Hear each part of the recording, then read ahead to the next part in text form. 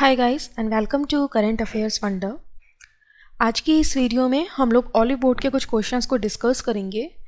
अभी जल्दी में ही आपका SBI PO का एग्ज़ाम आने वाला है, तो उसके प्रीलिम्स को लेकर मैंने जो ये सीरीज़ स्टार्ट करी है उसी को हम कंटिन्यू कर रहे हैं। इसमें मैं आपको डेली जो सेट्स होते हैं वो बनवा रही हूँ, जिसमें मैं कुछ मिसलेनियस रखती हूँ, कुछ पजल्स रखती हूँ या सिटिंग अरेंजमेंट, इस टाइप के मैं एक सेट बनाती हूँ। ठीक, तो आज भी हम इसको यहाँ पे डिस्कस करेंगे और देखेंगे कि किस टाइप से क्वेश्चंस को सॉल्व करना चाहिए। तो चलिए फिर शुरू करते हैं इस वीडियो को।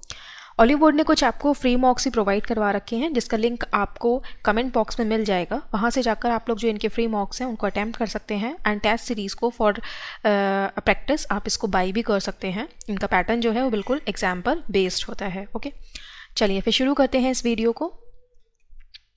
ओके, सो यहाँ पे आपका फर्स्ट क्वेश्चन है और हाँ, एक कमेंट करा गया था अभी 1 या 2 दिन पहले एक वीडियो पे कि उनको थोड़ा सा एक पज़ल होती है जिसमें थिन एंड हैवी करके आपसे पूछा जाता है, वेट एंड हाइट को लेकर क्वेश्चन होते हैं। तो वो बोलते हैं कि ये पर्सन जो है ये इससे तो हल्का है लेकिन उससे लंबा है, या इससे तो पतला है लेकिन उससे भारी है। ठीक, इस टाइप के क्वेश्चन आते हैं। तो इसकी एक बहुत अच्छी अप्रोच होती है, तो मैं उस क्वेश्चन को आपके सामने जल्दी ही डिस्कस करूंगी। अगर आपके पास ऐसा क्वेश्चन हो कोई भी ऑलिव बोर्ड का या फिर कहीं से भी, तो आप लोग मुझे करंट अफेयर्स funda@gmail.com पर भेज सकते हो। ठीक है, आप इधर देख सकते हो, ये है करंट अफेयर्स फंडा बस @gmail.com। ठीक है ना, आप वहाँ भेज देना।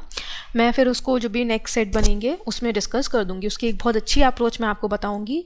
उस अप्रोच से आप लोग चाहे प्री हो चाहे मेंस हो, आप बहुत ईजिली उसको कर पाओगे। ठीक है, तो चलिए फिर शुरू करते हैं इस वीडियो को।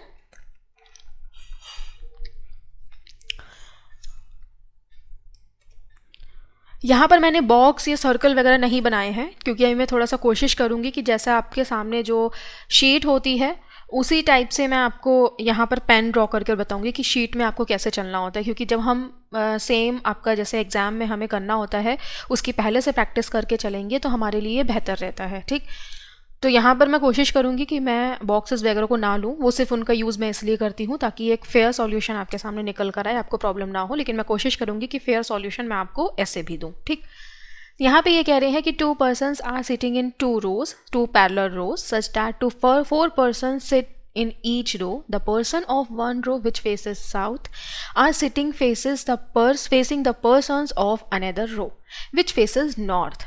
There is an equal number of males and females. Right? अब देखो, SBI PO है, राइट? बिल्कुल ईजी लेवल मत समझना, थोड़ा सा तो उसमें आपका एक सरप्राइज देखने को मिलेगा। ठीक है, लेकिन जो प्री होता है वो बिल्कुल डिपेंड होता है कि आपकी रीडिंग स्किल कितनी अच्छी है और आप कितनी जल्दी जो स्टेटमेंट दिया है उसके मीनिंग को समझ पा रहे हो। ठीक है, इसके अलावा प्री में कुछ नहीं होता है। जो ज़्यादा दिमाग लगाना होता है ना वो मेंस में होता है, क्योंकि मेंस में आपको दिमाग लगाने के लिए प्रॉपर टाइम दिया जाता है। यहाँ पर आपकी खाली स्पीड देखी जाती है, और स्पीड में क्या देखा जाता है, स्पीड का मतलब क्या होता है कि आप कितनी जल्दी स्टेटमेंट को पढ़ पा रहे हो, कितनी जल्दी आप उसको समझ पा रहे हो। ठीक, यही स्पीड होती है, राइट? एंड लिटरली मैं आपको एक चीज़ बताती हूँ कि ये जो टेस्ट होता है ना, ये टेस्ट ही आप जब बैंक में जॉब करने लगते हो ना, वहाँ पर बहुत ज़्यादा आपको प्रॉफिट देता है। ठीक है, इस चीज़ को मैं बहुत अच्छे से एक्सप्लेन करूँगी किसी एक वीडियो में, जो मेरा एक्सपीरियंस रहा है। मैंने पेपर क्रैक करा है, फिर अब मतलब उसके बाद जॉब में मुझे कैसे मतलब हेल्प मिली है, तो ये भी मैं आपके संग एक्सपीरियंस शेयर करूँगी। खैर, अभी हम क्वेश्चन पे बात करते हैं। तो यहाँ पे ये दिया गया है, another row which faces north there is an equal number of males and females. ठीक है, M and O and P sit in the row facing south while A, B, C and D sit in the row facing north. ठीक है, तो यहाँ पर आपके 4 person आ जाएंगे, 1 2 3 and 4, 1 2 3 and 4। Okay, अब यहाँ पे देखो M N O and P ये कैसे बैठे हैं, ये साउथ फेस कर रहे हैं। ठीक, तो इसको हम ऊपर लिखेंगे। And A B C D ये नॉर्थ फेस कर रहे हैं, तो इसको हम नीचे लिखेंगे। ठीक है, अब यहाँ पर एक चीज़ ध्यान रखनी है कि यहाँ पर equal number of male and females हैं, यानी कि आपके 4 जो हैं वो कौन है, मेल हैं, और 4 आपकी फीमेल हैं। ठीक, यहाँ पे कह रहे हैं B faces the person who sits second to the right of O। अब देखो, यहाँ पर वैसे ये कह रहे हैं कि बी जो है उस पर्सन को फेस कर रहा है जो कि सेकंड टू द राइट है ओ के, ठीक। वैसे तो ज़्यादा आपकी पॉसिबिलिटी नहीं बनेगी क्योंकि पर्सन ज़्यादा नहीं है, लेकिन आपका नेक्स्ट लाइन जो है वो भी ओ से रिलेटेड है, तो हम लोग यहाँ पर इस लाइन को भी साथ में लेंगे कि O who does not sit immediate next to N. O जो है वो इमीडिएट नेक्स्ट नहीं है किसके, एन के, ठीक है। तो आपको सीधी सी बात है कि इमीडिएट नेक्स्ट का मतलब ये होता है कि इसमें आपको ज़्यादा नहीं सोचना होता है कि नेक्स्ट कैसे होगा, लेफ्ट से होगा, राइट से होगा, सीधे सीधा सा मतलब होता है कि आपका ओ और एन दोनों एक दूसरे के इमीडिएट नेबर नहीं है, ठीक। अब यहाँ पे ये कह रहे हैं B faces the person who sit second to the right of O. B जो है वो उस पर्सन को फेस कर रहा है जो कि सेकंड है to the right of O, right. तो यहाँ पर आप देखोगे अगर मान लो ओ यहाँ पर आता है तो इसके सेकंड टू द राइट में ये वाला पर्सन होगा, तो यानी कि इसके सामने बी आएगा। इसके अलावा अगर ओ यहाँ आता है तो इसके सेकंड टू द राइट में पर्सन ये वाला जो होगा इसके सामने बी आएगा, ठीक। इस एक्स को मैं हटा दे रही हूँ, ये जस्ट मैं आपको एक्सप्लेन कर रही थी। अब यहाँ पे ये कहा है कि O who does not sit immediate next to N. आपका ओ जो है वो एन के इमीडिएट नेक्स्ट नहीं है। इसका मतलब ये जो आपका फर्स्ट वाला डायग्राम है इसमें जो एन है वो या तो यहाँ पर आएगा या फिर यहाँ पर आएगा, ठीक। तो हम इसको नीचे ना लिख के हम इसको ऊपर लिखेंगे इस तरीके से कि एन की पॉसिबिलिटी कहाँ पर है, इन दोनों जगह पर है। इन दोनों में से कोई भी एक सीट खाली होगी तो एक भी अगर इन दोनों में से कोई भी एक सीट फिल होगी तो हम दूसरी जगह एन को लिख देंगे। और अगर मान लो दोनों सीट पर कोई ना कोई पर्सन बैठ जाता है तो यानी कि ये पॉसिबिलिटी ही कट हो जाएगी। क्यों? क्योंकि इनमें से एक सीट जो है वो एन की रिजर्व है। सेकेंड कंडीशन की अगर बात करते हैं तो ओ की लेफ्ट एंड राइट दोनों तरफ आपका एन नहीं आएगा, एन जो है वो यहाँ पर आएगा, ठीक। आगे कह रहे हैं M sits immediate left to a female. आपका एम जो है वो इमीडिएट लेफ्ट में बैठा है किसके, फीमेल के। मतलब एक फीमेल जो है उसके इमीडिएट लेफ्ट में एम बैठा है। इसका मतलब क्या होता है, एक तो मतलब इसका ये निकलेगा कि जो सीधा सीधा दे रखा है कि एम के राइट साइड में एक फीमेल आएगी, ठीक। दूसरा मतलब ये निकलता है कि एम के राइट साइड में कोई ना कोई पर्सन बैठेगा, मतलब आपका जो एम है वो इस वाले एंड पर नहीं आएगा, ठीक। ये भी एक इसका मीनिंग निकलेगा, ओके। आगे देखते हैं तो गिवन है only one female is facing north. खाली एक फीमेल जो है वो नॉर्थ फेस कर रही है। अब देखो ओनली एक फीमेल नॉर्थ फेस कर रही है, यानी कि जो आपकी नॉर्थ फेसिंग रो है उसमें एक फीमेल होगी, बाकी के तीन क्या होंगे, मेल होंगे, ठीक। अब हमें इक्वल मेल एंड फीमेल चाहिए, यानी कि आपका 8 में से 4 फीमेल हैं 4 मेल हैं। इसका मतलब आपका ऊपर एक मेल होगा और 3 क्या होंगी, फीमेल हो जाएंगी, ठीक है। तभी तो आपका इक्वल होगा, 4 फीमेल 4 मेल, राइट। आगे देखते हैं D sits immediate left to A who faces a female. आपका लिखा है यहाँ पे कि ए जो है वो डी जो है वो इमीडिएट लेफ्ट है किसके, ए के। ए जो है वो एक फीमेल को फेस कर रहा है या कर रही है, plus A who faces a female. Next कह रहे हैं कि A is not an immediate next to B. आपका ए जो है वो बी के इमीडिएट नेक्स्ट नहीं है, या फिर ए जो है वो बी के एडजेसेंट नहीं बैठेगा, ठीक। तो इसका मतलब डी यहाँ पर आएगा तो ए यहाँ आ जाएगा फर्स्ट कंडीशन में। सेकंड कंडीशन में अगर आप देखोगे तो डी यहाँ आता है तो ए यहाँ आ जाएगा, और डी यहाँ आता है तो ए यहाँ आ जाएगा, ठीक। यहाँ पर क्या है, पॉसिबिलिटी है, फाइन। आगे देखते हैं तो गिवन है C does not sit an extreme end faces a male. तो आपका यहाँ पे ये कह रहे हैं सी जो है वो एक्सट्रीम एंड पे नहीं आएगा और वो मेल को फेस कर रहा है। तो देखो जो फर्स्ट वाली कंडीशन है इसमें आपकी जो जगह खाली बची है सी के लिए वो एंड की बची है, यानी कि ये कंडीशन क्या हो गई, कट हो गई। इस कंडीशन में अगर आप देखोगे तो जो डी और ए की पॉसिबिलिटी है, एक तो यहाँ वाली और एक यहाँ वाली, ठीक है, थोड़ा हाईलाइट करना चाहूँगी मैं इसको, एक तो ये वाली और एक ये वाली। इसमें से अगर हम ऊपर वाली पॉसिबिलिटी को पहले लेते हैं तो आप देखोगे सी कैसे आ रहा है, आपका एंड में आ रहा है। इसका मतलब आप ये वाली पॉसिबिलिटी को कट कर दोगे, यहाँ पर डी और ए को लिखोगे और सी को यहाँ लिखोगे। सी के सामने जो पर्सन आएगा वो कौन होगा, वो मेल होगा। ये मेल होगा तो बाकी की 3 कौन होंगी, आपकी फीमेल होंगी, राइट। अब आगे देखते हैं तो ए जो है फीमेल को फेस कर रही है, ये ठीक है। आगे देखते हैं तो N faces a female. N जो है वो फीमेल को फेस कर रही है, तो यानी कि बी आपकी कौन है, यहाँ पे फीमेल है, रेस्ट आपकी ये सब कौन है, मेल है, ठीक। आगे गिवन है M does not face A. M जो है वो ए को फेस नहीं कर रहा है तो एम यहाँ पर आ जाएगा, ठीक है। अब यहाँ पर ये कहा गया था कि एम के राइट साइड में फीमेल है या किसी फीमेल के लेफ्ट साइड में एम है, तो आप देख सकते हो एन जो है वो एक फीमेल है और फीमेल के इमीडिएट लेफ्ट में आपका एम बैठ गया है, तो आखिरी जो पर्सन होगा वो यहाँ पर आ जाएगा, ठीक है। तो बहुत लेंथी क्वेश्चन नहीं था, इजी क्वेश्चन था, ठीक है, आप बहुत इजीली इसको कर सकते हो। लेकिन हाँ, ये हो सकता है कि आप जब स्टार्टिंग में इस क्वेश्चन को पढ़ोगे ना तो आपको लगेगा कि मतलब इसमें तो मेल एंड फीमेल इन्होंने इंक्लूड कर दिया है, ब्लड रिलेशन आ गया है। ऐसा नहीं है, इतना भी टफ नहीं देता है वो। सो ईजिली एकदम पेशेंस के संग क्वेश्चन को आपको SBI में अटैम्प्ट करना होता है, चाहे प्री हो चाहे मेन्स हो। ठीक, आगे बढ़ते हैं। Which of the following statement is are correct, इसमें से कौन सा जो स्टेटमेंट है वो करेक्ट है। The only female facing north is D। यहाँ पे कह रहे हैं ओनली फीमेल जो कि नॉर्थ फेस कर रही है वो D है। क्या वो D है? नहीं, वो तो B है। सो आपका फर्स्ट तो फॉलो नहीं होगा। A is facing P, A जो है वो P को फेस कर रही है। यस, ये राइट है। P इज फीमेल, ये भी राइट है। तो क्या आएगा यहाँ पे? Both second and third. आगे गिवन है who faces the one who is immediate left of M। M के इमीडिएट लेफ्ट में जो है उसको कौन फेस कर रहा है? तो उसको फेस कर रहा है आपका D। तो option number D। If in the row facing south all the persons are made seated according to alphabetical order from left to right, and then who will be facing C।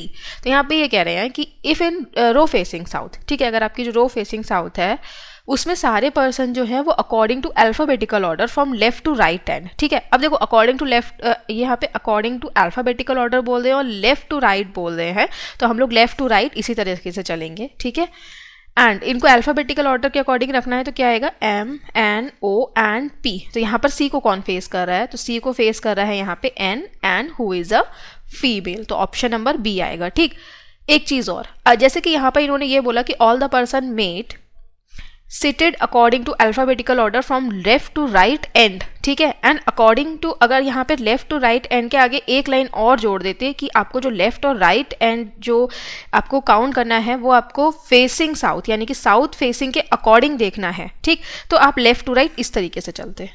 ठीक है, इस बात का आप थोड़ा सा ध्यान रखोगे। वैसे इतना कॉम्प्लिकेटेड बना के नहीं देते हैं, ओके, चाहे मेन्स क्यों ना हो। Find the odd one out, odd one out करना है। तो B एंड C, एक फीमेल एक मेल है। A एंड D दोनों मेल हैं। And N M female male है।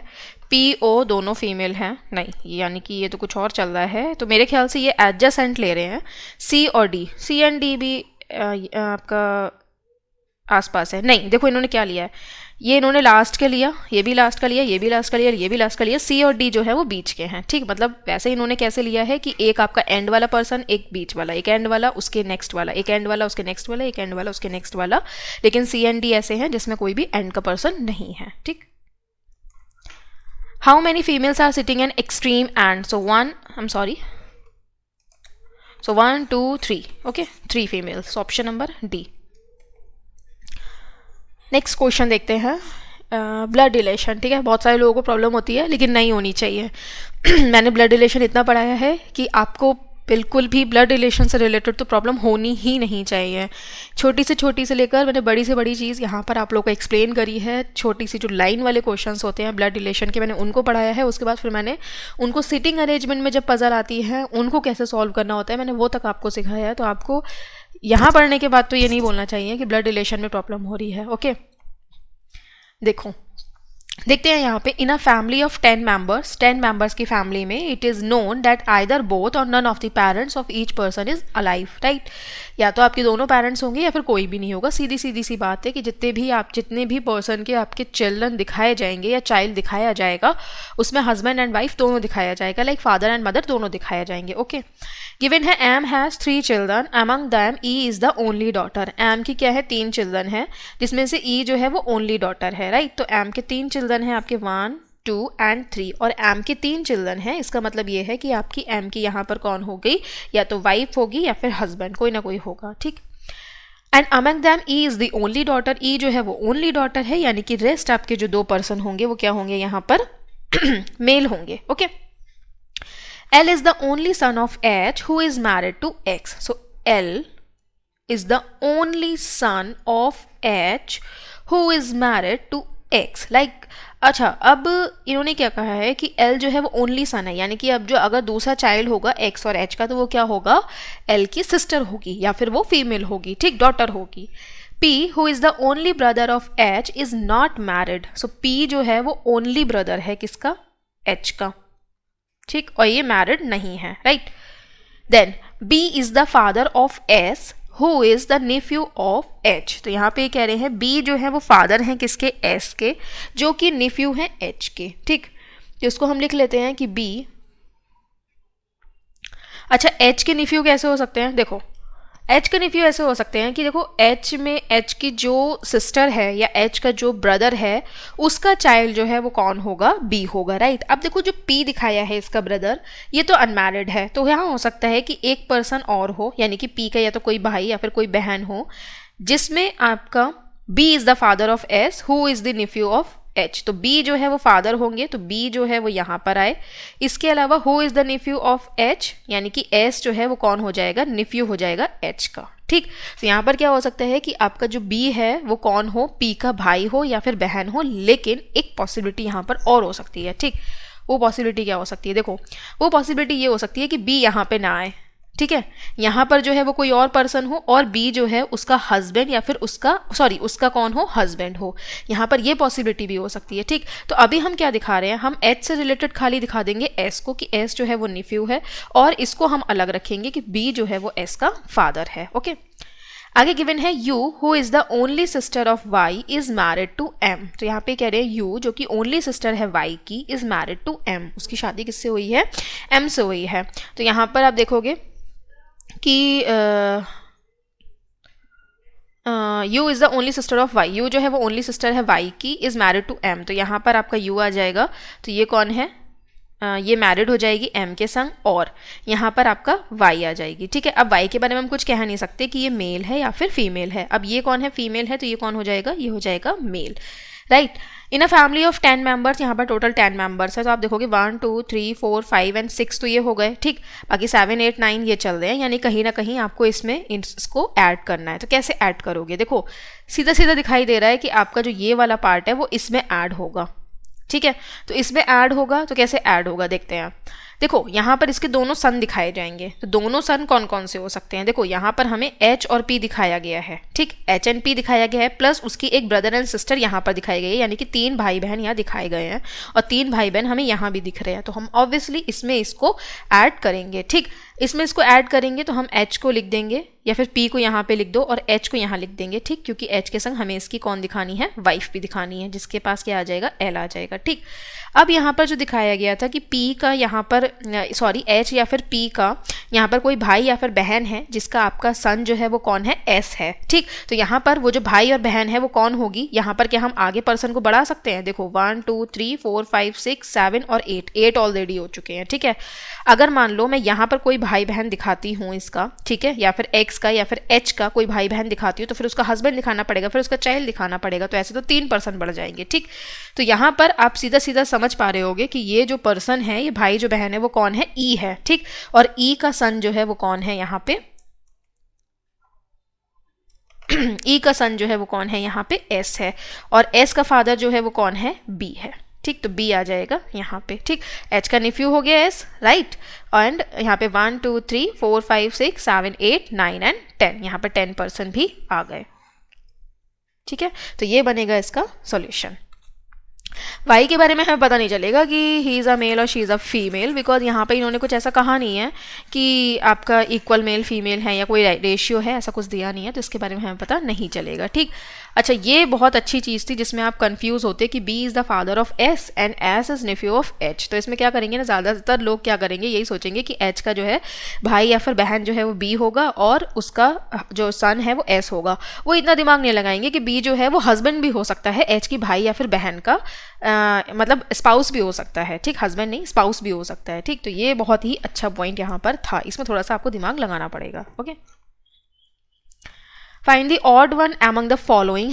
सब मेल होंगे, एक फीमेल होगी, या फिर सब फीमेल होगी, एक मेल होंगे। सीधा सा देख लो, पी मेल है, एक्स कौन है, एक्स फीमेल है, एल मेल है, एच मेल है, एम मेल है, बस देखा, एक्स जो है वो फीमेल है। Okay, how is Y related to P, Y जो है वो कैसे रिलेटेड है पी से, तो वाई कौन लग रहा है पी का, सीधी सी बात है, या तो अंकल लग रहा है या आंट लग रही है, तो फिर हम अपन यहाँ पर डेटरमाइन नहीं कर सकते, तो कांट बी डेटरमाइन। तो चैनल को सब्सक्राइब कर लीजिए ताकि आपको रेगुलर नोटिफिकेशन मिले, और यहाँ जाकर प्लेलिस्ट में आप अदर वीडियोस को भी वॉच कर सकते हैं। Thanks for watching this video, have a nice day.